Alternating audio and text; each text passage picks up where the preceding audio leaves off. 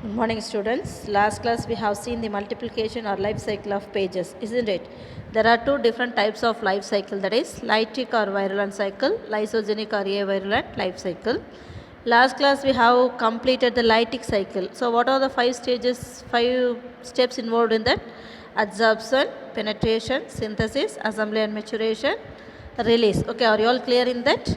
Okay. Today we are going to see the lysogenic cycle now.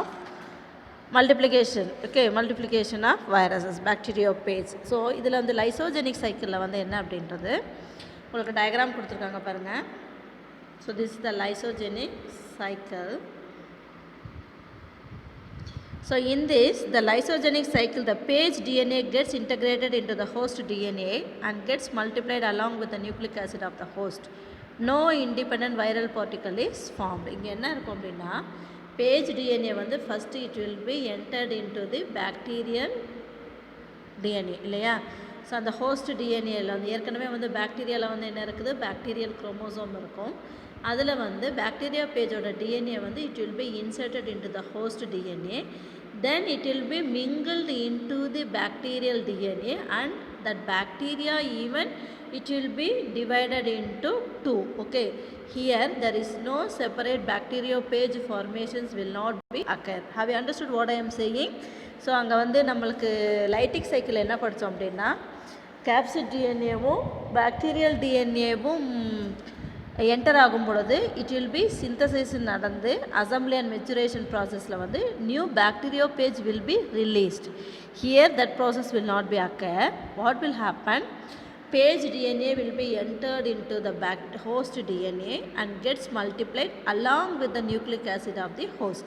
And the host or the nucleic acid, that means the DNA vodeye வந்து என்ன ஆகும், multiply ஆகி என்ன ஆகும், there is no independent viral particle is found. Okay, as soon as the page injects its linear DNA, இங்கே பேஜில் வந்து என்ன இருக்குது, நம்ம ஏற்கனவே சொல்லியிருக்கோம், most probably DNA is a linear structure. இன் பாக்டீரியாவில் மட்டும் டிஎன்ஏ வந்து சர்க்குலர் டிஎன்ஏவாக இருக்கும். ஓகேவா? ஸோ இங்கே பேஜில் இருக்கக்கூடிய டிஎன்ஏ வந்து linear DNA. It will be injects its into the host cell. It become circular and integrates into the bacterial chromosome by recombination. Recombination அப்படின்ற ஒரு மறுச்சேர்க்கையின் மூலமாக என்ன நடக்கும் அப்படின்னா இந்த பேஜ் டிஎன்ஏவும் இந்த ப்ளூ கலரில் இருக்கக்கூடியது சர்க்குலர் பேஜ் டிஎன்ஏ, இது வந்து பாக்டீரியல் டிஎன்ஏ, இது ரெண்டும் இணைந்து ஒரு ரீகாம்பினன்ட் டிஎன்ஏ வந்து ஃபார்ம் ஆகும். அது வந்து என்னது, prophage. Okay, the integrated phage DNA is now called prophage. இந்த ப்ரோபேஜ் அப்படின்றது 2 மார்க் கொஸ்டினில் கேட்பாங்க. What is that? Phage injects its linear DNA into the host cell. It becomes circular and integrates into the bacterial chromosome by recombination. The integrated page DNA is called propage. ஓகேவா? So bacteria பேஜில் இருக்கக்கூடிய linear blue கலரில் இருக்கக்கூடியது linear DNA. அது வந்து என்னாகும், host செல்லில் bacterial செல்லில் உள்ளே என்டர் ஆன உடனே it will be form the circular formation. Then already phage DNA வந்து உள்ளாரே இருக்குது இல்லையா, அதோட இன்டகிரேட் ஆகி என்ன உருவாகுது, ப்ரோபேஜ் உருவாகுது. ஓகேவா? ஸோ ப்ரோபேஜ் உருவான உடனே ஆட்டோமேட்டிக்காக எப்படி வந்து பாக்டீரியா வந்து இரண்டாக பிளத்தல் மூலமாக வந்து மல்டிப்ளை ஆகும் இல்லையா. ஸோ அதன் மூலமாக என்ன ஆகும், அந்த page DNA will be divided into 2, then the bacterial wall also divided into 2. So the single bacteria will be divided into 2. Okay, so the activity of the propage gene is represented by 2 repressor proteins which are synthesized by the page gene. This checks the synthesis of new pages within the host cell. However, each time the bacterial cell divides, the propage multiplies along with the bacterial chromosome. ஒவ்வொரு தடவையும் bacteria cell வந்து ரெண்டாக divide ஆகும் பொழுது என்ன ஆகும், இந்த prophage செல் வந்து டிவைட் ஆகும். திரும்பவும் இங்கே இருக்கக்கூடிய 2 பாக்டீரியா உருவாகும், அதில் இந்த ப்ரோபேஜ் இருக்கும். Again it will B divided into 2.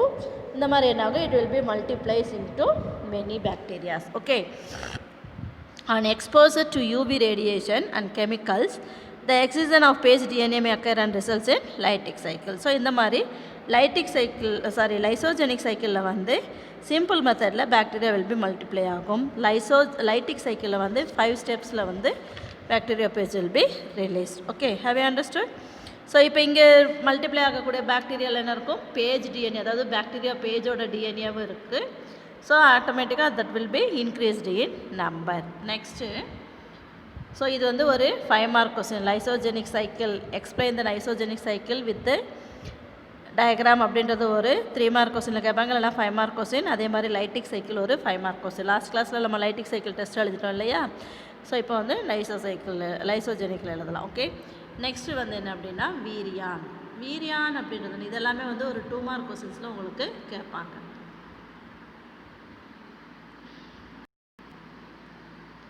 So வீரியான் அப்படின்றது என்னென்னா, இட் இஸ் அ இன்ஃபெக்டட் வீரியான் அப்படின்றது it is an infected virus particle which is non-replicating outside a host cell. இது வந்து ஒரு இன்ஃபெக்டட் வைரஸ் பார்ட்டிக்கல். அது என்ன ஆகும் அப்படின்னா ஹோஸ்ட் செல்லுக்கு வெளியே வந்து ரிப்ளிகேட் ஆகாது. அப்படின்னா என்ன அர்த்தம்? ஹோஸ்ட் செல்லுக்குள்ளே போனால், அதாவது வைரஸோட கேரக்டரிஸ்டிக்ஸே என்னது?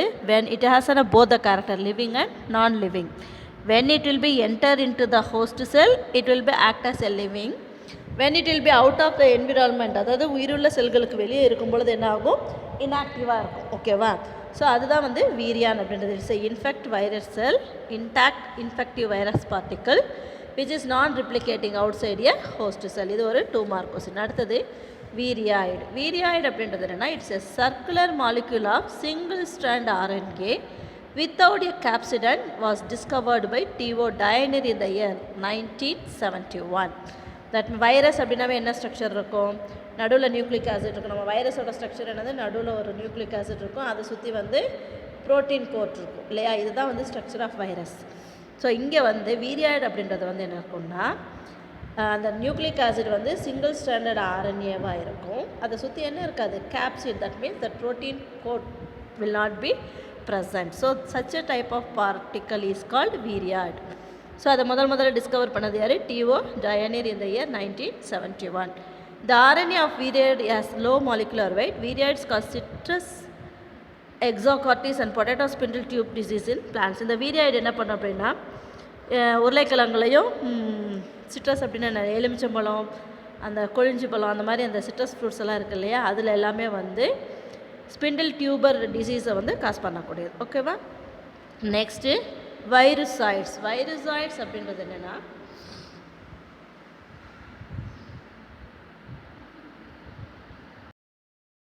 so virusoids were discovered by J.W. Randles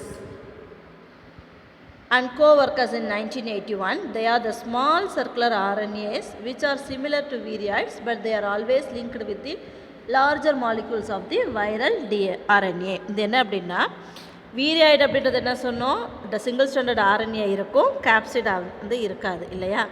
அதே மாதிரி இருக்கக்கூடியது தான் வந்து ஸ்மால் சர்க்குலர் RNA. ஆனால் அது எதோட இருக்கும் அப்படின்னா, எப்பயுமே linked with the large molecule of viral RNA. பெரிய வைரல் RNA மாலிகுலோட லிங்காக இருக்கக்கூடியது தான் வந்து வைரஸாய்ட்ஸ் அப்படின்றது. ஓகேவா? அதை முதல்ல கண்டுபிடிச்சது யார்? ராண்டல்ஸ். Okay, next prions.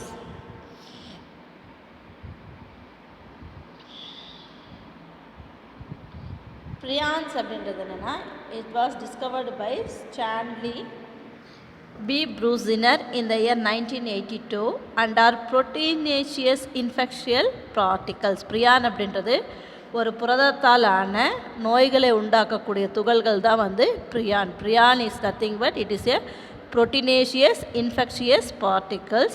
It was discovered by Stanley B. Brusiner in the year of 1982. They are the causative agents for about a dozen fatal degenerative disorders of the central nervous system of humans and other animals. இது எந்த இடத்துல நம்மளுக்கு நோயை உண்டாக்கும்? இன்ஃபெக்ஷியல் particles அப்படின்னு சொன்னோம் இல்லையா? நோய்களை உண்டாக்கக்கூடிய ஒரு துகள்கள் அப்படின்னு இல்லையா? இது எந்த இடத்துல வந்து நம்மளுக்கு நோய்களை உண்டாக்கும் அப்படின்னா, degenerative disorders of the central nervous system. நம்மளுக்கு வந்து இந்த மைய நரம்பு மண்டலம்னு இருக்கு இல்லையா? 10th நம்ம படித்தோம் இல்லையா? நர்வஸ் சிஸ்டமில் வந்து central nervous system and peripheral nervous சிஸ்டம்னு. ஹியூமன் பீயிங்கில் இருக்கக்கூடிய அந்த சென்ட்ரல் நர்வஸ் சிஸ்டமில் வந்து ஃபேட்டல் டீஜெனரேட்டிவ் டிசார்டர்ஸை காஸ் பண்ணக்கூடியது. அதே மாதிரி அனிமல்ஸில் வந்து நிறையா நோய்களை உண்டு பண்ணக்கூடியது. For example, Creutzfeldt Jakob diseases. Creutzfeldt அப்படின்றது Jakob diseases. bovine spongiform encephalopathy, commonly known as mad cow disease and scrappy disease of sheep. இது வந்து என்ன பண்ணோம் அப்படின்னா, க்ரூட்ஸ்ஃபெல்ட் ஜாக்கோப் டிசீஸையும் bovine spongiform encephalopathy அப்படின்றதையும் கவுலையும் ஸ்கிராஃபி டிசீஸ் அப்படின்றதுல ஷீப்லையும் அதாவது ஆடுகளையும் ஒரு நோய்களை உருவாக்கக்கூடியது. மோஸ்ட் ப்ராபபிளி வந்து பார்த்திங்கன்னா ஹியூமன் பீயிங்ஸு அனிமல்ஸ் எல்லாத்துலேயுமே வந்து நோய்களை உண்டாக்கக்கூடிய கிருமிகள் வந்து என்ன இருக்கும், வைரஸ் பார்ட்டிகல்ஸாக தான் இருக்கும். ஓகேவா? ஸோ இப்போ அட் ப்ரெசென்ட் நம்மலாம் why we are learning at home, why we are learning from the home, why we are not coming out from the home, because of the virus particle இல்லையா? So we are not able to control the virus particle. If we are not able to see the nucleic acid and proteinase code, then only we have to control the virus particle. So நம்மளுக்கு வந்து நிறைய டிசீஸை உருவாக்கக்கூடியது வந்து என்னது அப்படின்னா viral particles. ஓகேவா? So அந்த வைரஸில் இருக்கக்கூடிய nucleic acid என்ன இருக்குது, ஆர்என்ஏவா டிஎன்ஏவா, அது வந்து அந்த ப்ரோட்டீன் கேப்சிட்ஸ் எப்படி இருக்குது அப்படின்றதெல்லாம் நம்மளுக்கு அதோட ஸ்ட்ரக்சர் தெரிஞ்சால் மட்டும்தான் அதை கண்ட்ரோல் பண்ணுறதுக்கான ஆன்டிபயோட்டிக்கோ அல்லது வேக்சினோ நம்மளால் கண்டுபிடிக்க முடியும். So that is so difficult. Why? Because in the ancient period even the scientists are said virus is a puzzle of scientists. அவங்களுக்கு ஒரு புரியாத புதிராகவே இருந்தது. ஏன் அப்படின்னா இப்போ வெளி இடத்துல இருக்கும் பொழுது it will B inactive. When it will be enter into the human being or animals or plants, it will be act as a living. So that it is a puzzle. Okay. So let me continue our class. Next வந்து viruses infecting blue green algae are called cyanopage. Cyanopage அப்படின்றது என்னென்னா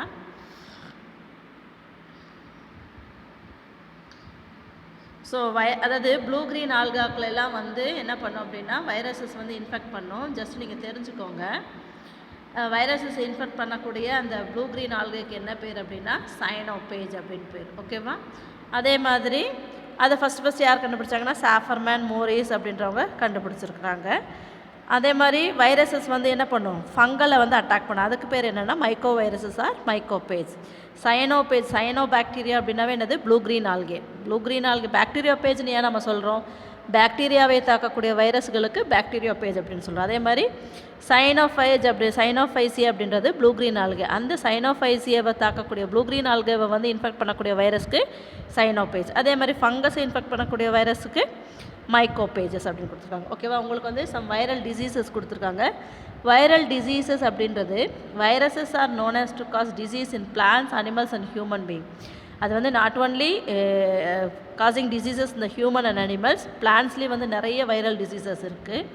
அது வந்து உங்களுக்கு அந்த டேபிளர் காலமில் கொடுத்துருக்காங்க பாருங்கள்.